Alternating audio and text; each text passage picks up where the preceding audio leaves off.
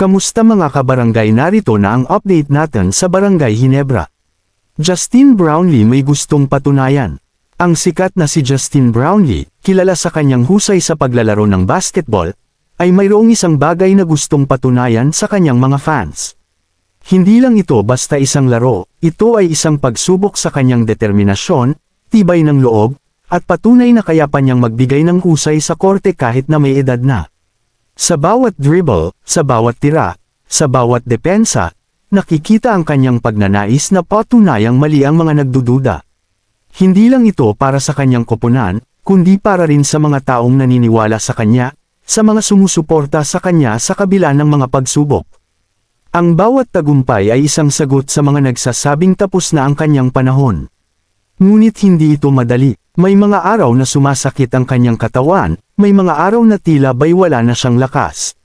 Ngunit ang kanyang pagmamahal sa laro, ang kanyang pagnanais na magbigay inspirasyon, ay nagsisilbing gasolina sa kanyang paglalakbay.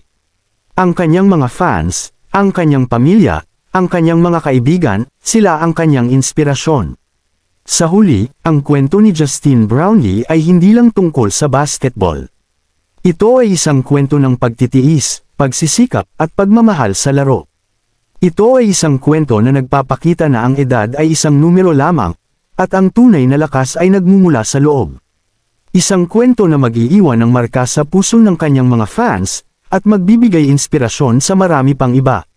Si Justin Brownlee ang naging best player of the game kanina laban sa Terre Firme Jeep matapos pumuntos ng 49 big points, 12 rebounds, at 6 assists ay higit pa sa isang simpleng estadistika. Ito ay isang testamento sa kanyang determinasyon.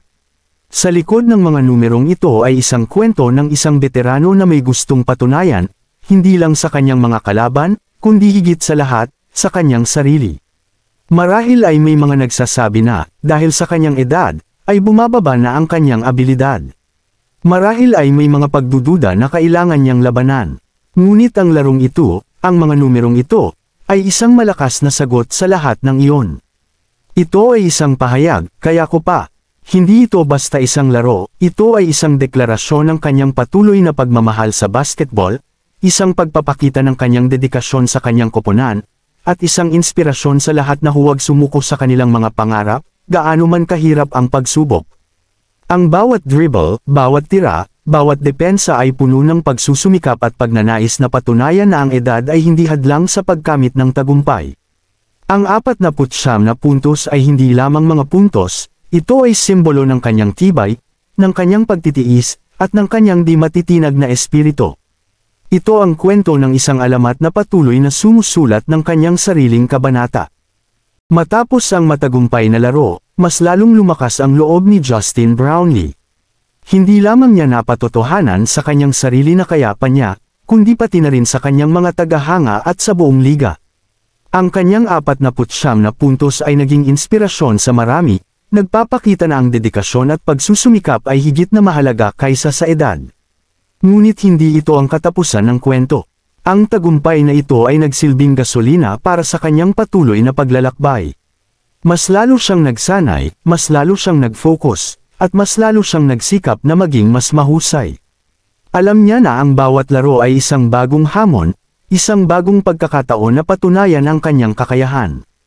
Ang kanyang kwento ay hindi lamang tungkol sa pagmamarka ng puntos, ito ay tungkol sa pagiging isang inspirasyon, isang halimbawa ng pagtitiis at pagpupursige. Ang kanyang legacy ay hindi lamang sa korte, kundi pati na rin sa mga puso ng mga taong kanyang naantig. Ang kanyang kwento ay patuloy na isusulat, laro-laro, araw-araw. Hindi na lamang siya nakikita bilang isang manlalaro, siya ay naging isang simbolo ng pag-asa at inspirasyon. Ang kanyang kwento ay nagpapakita na ang edad ay hindi hadlang sa pagkamit ng mga pangarap. Ang kanyang paglalakbay ay patunay na ang dedikasyon, pagsusumikap, at pagmamahal sa laro ay maaaring magdala ng tagumpay, gaano man kahirap ang mga pagsubok. At habang patuloy siyang naglalaro, patuloy din niyang isinusulat ang kanyang kwento, isang kwento na mag-iiwan ng marka sa kasaysayan ng Philippine Basketball Association. Isang kwento ng pagtitiis, tagumpay, at walang sawang pagmamahal sa laro. Kayo mga kabarangay, ano masasabi ninyo sa laro ni Justin Brownlee ngayong araw? Mga kabarangay, kung nais ninyo pa ng maraming update sa Barangay Ginebra ay huwag ninyo sana kalilimutan mag-subscribe sa ating YouTube channel. Maraming salamat mga kabarangay.